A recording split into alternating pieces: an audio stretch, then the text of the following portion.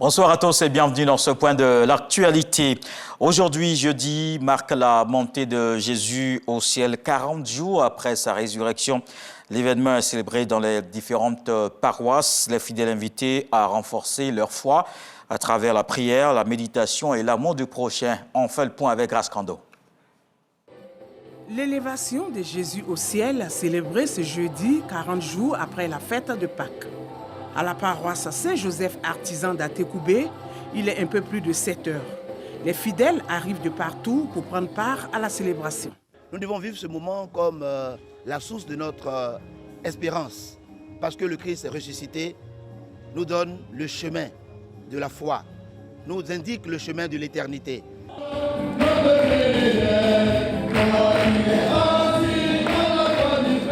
Moment de ferveur et de communion pour les fidèles. Cette célébration qui marque la fin de la vie terrestre de Jésus a plusieurs significations. L'ascension vient comme le couronnement qui nourrit l'espérance de notre foi. Il va aujourd'hui vers le Père. Il n'est pas un mort vivant qui est là sans vocation qui traîne, mais il va vers le Père. Il est notre premier défenseur et celui qui intercède désormais pour tous, premier vivant d'entre les morts. C'est le début de l'Église, c'est la mission des apôtres, c'est notre mission. Nous sommes invités à être témoins aujourd'hui, nous aussi aller au Cénacle, recevoir le Saint-Esprit de par notre baptême et témoigner du Christ dans notre vie et partout. Et nous devons savoir que désormais, c'est dans la prière, l'adoration, la contemplation que nous sommes en communion avec le Christ qui part vers le Père. Ça doit nous amener à savoir que non, si on a suivi le Christ, notre royaume ce n'est pas ici-bas. Nous devons nous préparer à suivre ces recommandations pour qu'aux derniers jours de notre vie, nous puissions être dans le royaume là où il est, à la gloire du Père. Après la fête de l'Ascension, dans 10 jours, les fidèles vont célébrer la fête de la Pentecôte, descente du Saint-Esprit sur les apôtres. Cette fête vient boucler le temps pascal qui dure 50 jours. Et la diplomatie économique impulsée par la ministre d'État, ministre des Affaires étrangères, porte ses fruits. Des hommes d'affaires turcs séjournent en ce moment en Côte d'Ivoire. Ils sont intéressés par des investissements dans le pays. C'est l'ambassadeur de Côte d'Ivoire en Turquie qui conduit la délégation. La ministre d'État, Kandia Camara, a reçu ces investisseurs. Ils comptent intervenir dans divers domaines, notamment la santé, l'agriculture et l'immobilier.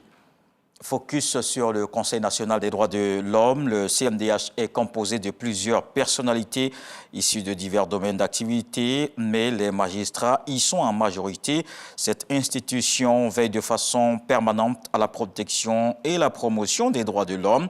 Ses services sont à Abidjan avec des démembrements à l'intérieur du pays.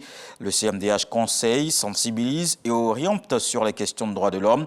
Il veut de plus en plus être plus proche des populations, une approche de proximité que l'on verra dans le dossier politique à suivre dans le 20h.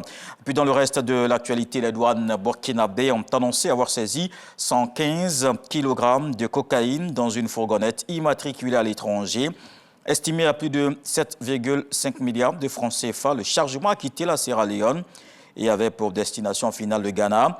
Avant d'être arrêté par les autorités de Burkina Faso, la camionnette a traversé la Guinée et le Mali. Au Sénégal, 11 bébés sont morts ce mercredi dans l'incendie du service de néonatologie de l'hôpital de Tivaouane. Une nouvelle tragédie provoquée par un court-circuit qui soulève colère et indignation pour l'opposition et la société civile. Cette tragédie remet en lumière les carences du système sanitaire du pays, alors qu'il a déjà fait part de sa consternation. Le président sénégalais, actuellement à Malabo pour 2 sommets de l'Union africaine, va rentrer à Dakar. Macky Sall se rendra demain dimanche à l'hôpital de Tivaouane, demain vendredi à l'hôpital de Tivaouane pour rencontrer les familles endeuillées. Il rencontrera également les autorités religieuses de la ville sainte.